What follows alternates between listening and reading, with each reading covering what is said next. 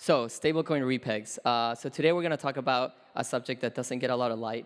Like people talk a lot about how to peg stablecoins. People talk about depegs, but nobody talks about like what happens when shit hits the fan. Like how do we come back? So this is kind of like the broad terminology for people that might not understand like pegging. This is where everything's fine. You're at peg, you're worth $1, like everything's fine. Depeg, you're no longer worth like whatever you're supposed to be worth. And then repeg, this is what we're going to talk about today. How do you come back to peg when people might not trust you, when you might have bad debt, maybe your model doesn't work? Like how do you come back from that? And obviously at MAI we have suffered this, so know a lot about it. So depegs happen. A lot of people that make stablecoins, especially now, like they come out and they say, our stablecoin is the best. Like yes, a good model. We're very confident about it. But they're eventually going to depeg because the reality is that every single major stablecoin has depegged at some point. USDC, DAI, Go, MAI, even ours. Everybody depegs, but not everybody comes back, right? So Terra is a good example, Platypus, USDR. And that's very important to know because a lot of people, try to buy the bottom. They try to like arbitrage. I know a lot of friends that were trying to buy the UST token when it was going down because they thought it was going to come back up. They just get wrecked. So today we're going to talk about, why some of them come back and why not all of them come back. But first of all, you have to understand why stablecoins depeg. Because if you don't understand the problem, you're not going to understand the solution. And so the two main areas that we're going to focus on is one, bad debt. Either get hacked, there are bad loans, stuff like that. And the other one is your system doesn't work. There are economic misalignments. I'm going to start with the second one because it's like much easier, right? Because one is like adjusting parameters or adjusting models. The other one is like, you have to like burn millions of dollars. So economic misalignments. The recent example that we can see about economic misalignments is the change of market premiums.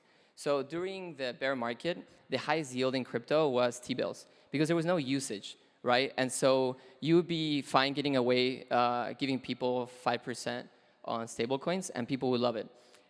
But in January, like people started borrowing more. There was more leverage demand. And as a result, like I could go to Aave or Compound and get like 10 to 12%.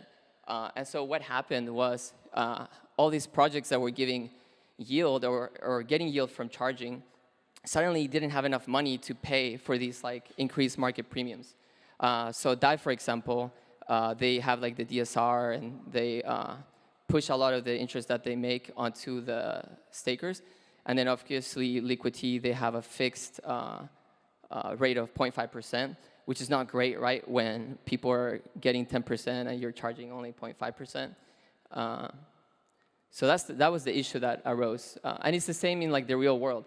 So a lot of people were staking their USD in T-bills, and then the Fed decided to start increasing rates. So if you were caught with those staked American dollars from before, you're kind of screwed because now they're worth less. People don't value your 2% when they can get 5%. So here's the outcome. So what happened was DAI was only giving 5%.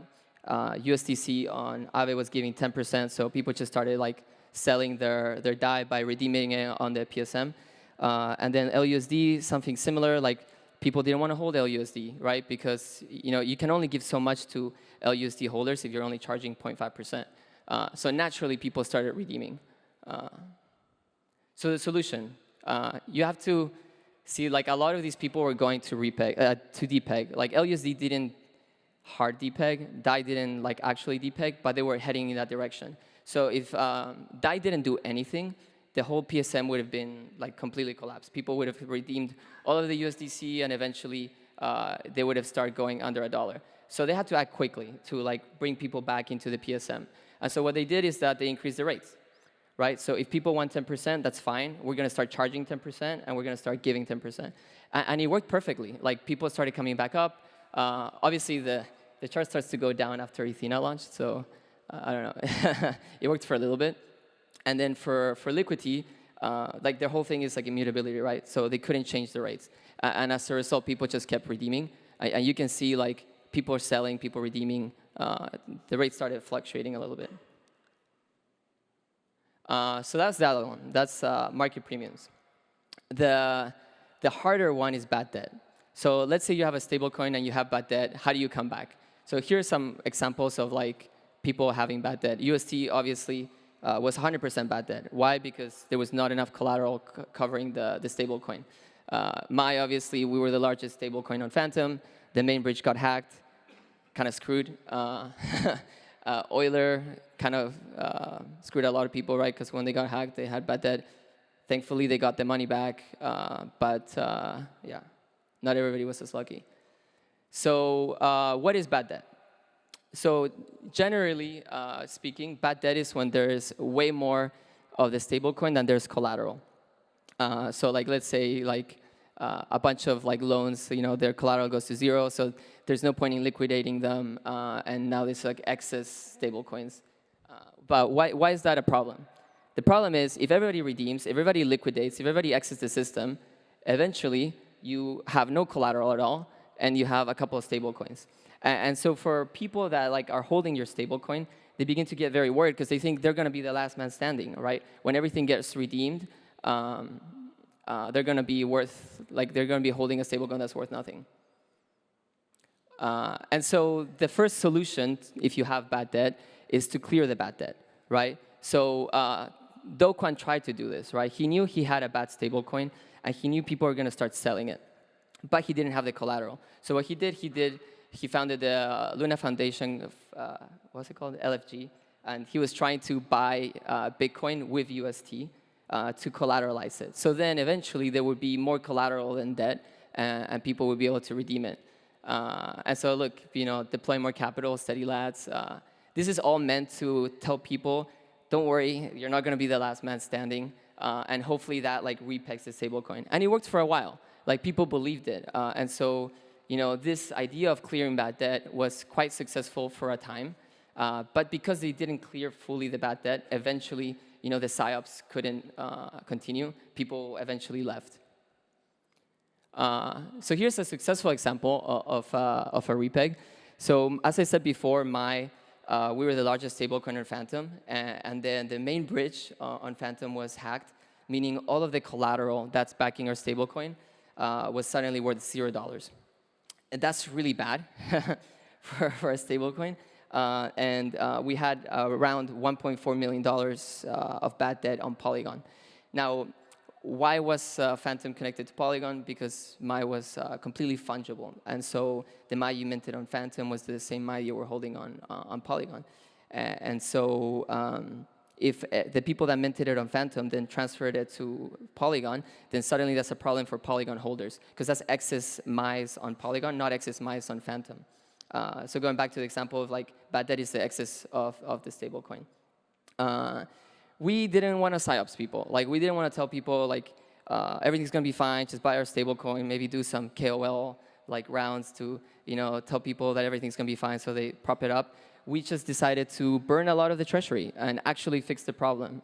We didn't tell anybody, you should come in, you should try to like arbitrage it. We focused solely on increasing revenue, and like this year we've already 3x'd it. And using that revenue, we were able to buy back all this bad debt and go back to $1. Very painful. As you can see, we depegged a while ago, and so it was like a long and very painful journey. But eventually we were able to do it, because we cleared the bad debt.